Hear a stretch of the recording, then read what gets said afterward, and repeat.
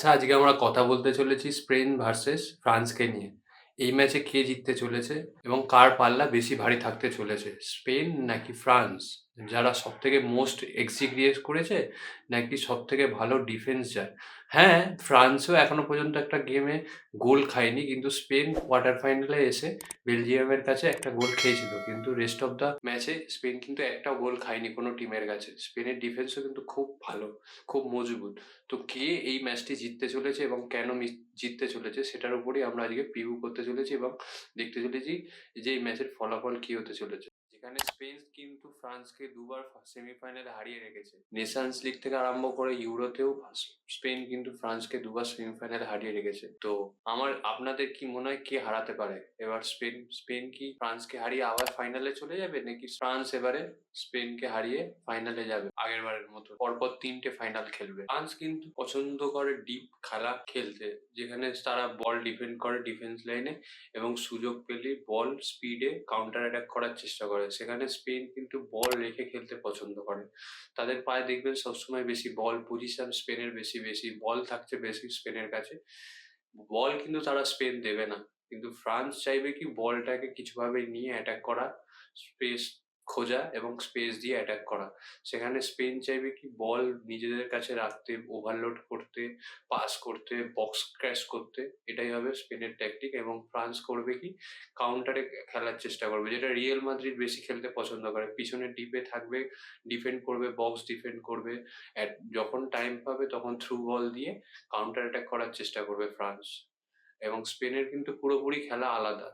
যেমন বার্সেলোনায় খেলে বা ম্যান সিটি পেপ গার্দিওলা খেলে, তেমনই খেলবে। তারা পজিশন রাখবে, পজিশন হোল্ড করবে এবং তারা কন্ট্রোলে গেমে অ্যাটাক করার চেষ্টা করবে। দুজনের ট্যাকটিক্যাল ব্যাটেল আমরা দেখতে পারবো, ডেসাম্স কিভাবে খেলাবে বা দেলাফুয়েন্তে কিভাবে খেলায়। এই টুর্নামেন্টে যেখানে ফ্রান্স স্পেনের থেকে এগিয়ে, সেটা হচ্ছে অ্যাটাকিং অপশন। স্পেনের অ্যাটাকিং অপশন থাকলেও তাদের কিন্তু সেই কোয়ালিটি প্লেয়ার নেই। নিকো উইলিয়ামস এবং লামিন জামাল, যেখানে নিকো উইলিয়ামস এই টুর্নামেন্টে কিন্তু বেশি খেলেনি ছুটের কারণে, এবং লামিন জামাল এই টুর্নামেন্টে কিন্তু শান্তই বলতে পারেন। 6টা ম্যাচে মাত্র 1টি গোল। এবং ওয়ার জামালের গোল থাকলেও সে কিন্তু চান্স অনেক মিস করে এবং সেই লেভেলের প্লেয়ার নয় যে লেভেলের প্লেয়ার ফ্রান্সে আছে। ফ্রান্সে কিন্তু অনেক অপশন আছে অ্যাটাকিং এ, এবং ক্যামেরও অনেক অপশন। ক্যাম বলতে হচ্ছে মিডফিল্ড এবং স্ট্রাইকার বা অ্যাটাকিং লাস্টের মধ্যে মাঝখানে যে ক্যাম ভার্সন থাকে, মানে হচ্ছে সেন্ট্রাল অ্যাটাকিং মিডফিল্ড। সেখানের অপশন কিন্তু ফ্রান্সে অনেক বেশি।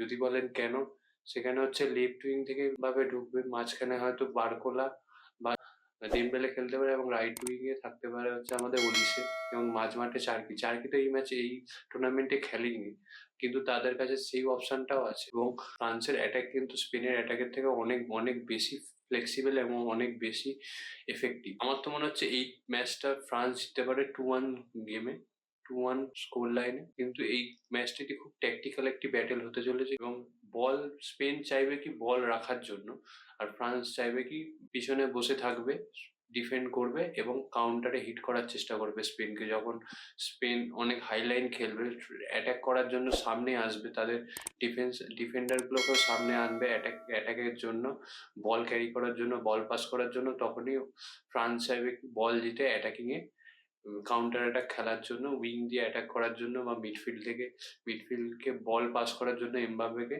এবং দেম্বেলেকে সাইড থেকে সাইড রুটিং করার জন্য। মিডফিল্ডে প্রিমিয়ার লিগ প্রুভেন পেড্রি, লা লিগা প্রুভেন বা বার্সেলোনার মতন টিমে খেলে।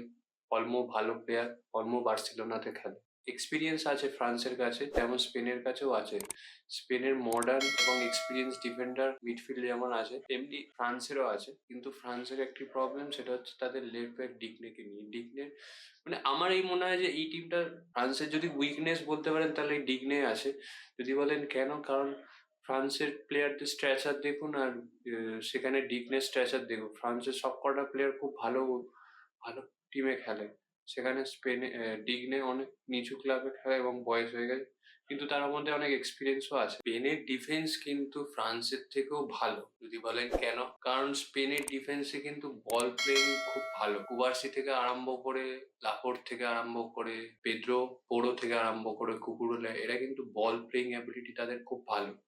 মানে বল খুব সুন্দর তারা পাস করতে পারে, বল তারা খুব সুন্দর কাটাতে পারে। কিন্তু ফ্রান্সেরও ডিফেন্ডার কিন্তু খুব ভালো, এরা কিন্তু খুব ভালো বক্স ক্রাশার বলতে পারেন, খুব ভালো ডিফেন্ডিংও জানে। কোয়ার্টার ফাইনাল অব্দি কিন্তু কোনো টিমই কিন্তু গোল খায়নি।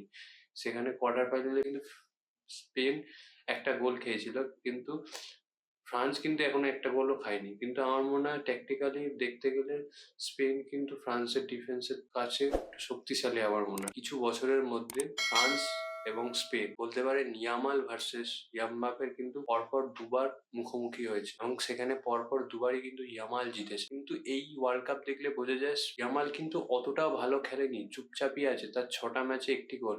কিন্তু সেখানে এমবাপে মেসির অল টাইম রেকর্ড 8 গোলের পিছু করছে। 2006 সালের পর এই first France versus Spain world কাপে হতে চলেছে, তাও আবার সেমিফাইনাল। যেখানে রেকর্ড দেখলে দেখা যায় 2006-এর পর থেকে জিনেদিন জিদান যবে থেকে ফ্রান্সের খেলা ছেড়ে দিয়েছে এবং সেই মিডফিল্ডকে ডমিনেন্স করা ছেড়ে দিয়েছে, তারপর থেকে কিন্তু স্পেন ফ্রান্সের উপর ডমিনেন্স দেখিয়েছে এবং স্পেন বারবার ফ্রান্সকে হারিয়েছে, এবং আসন্ন কিছু বছর ধরে স্পেন কিন্তু ফ্রান্সকে ডমিনেন্স করে আসছে। সে চান আপনি ইউরোতেও বা নেশনস লিগেও স্পেন কিন্তু সবসময় ফ্রান্সকে হারিয়ে এসছে। এবারে স্পেন ভার্সেস সেমিফাইনাল ফ্রান্সের হতে চলেছে। তো এবারেও কি ফ্রান্স দ্বিতীয়বারের মতো পরপর ফাইনালে যেতে পারবে ওয়ার্ল্ড কাপে, নাকি স্পেন এবারে হারিয়ে ফাইনালে চলে যাবে? আচ্ছা, যদি আপনাদের ভিডিওটা ভালো লেগে থাকে তাহলে সাবস্ক্রাইব এবং লাইক করতে ভুলবেন না, এবং কমেন্ট করতে ভুলবেন না।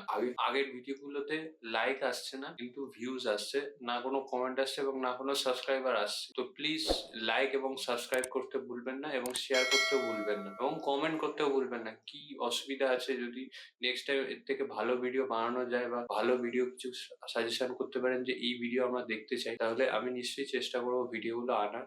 তো ধন্যবাদ, থ্যাংক ইউ।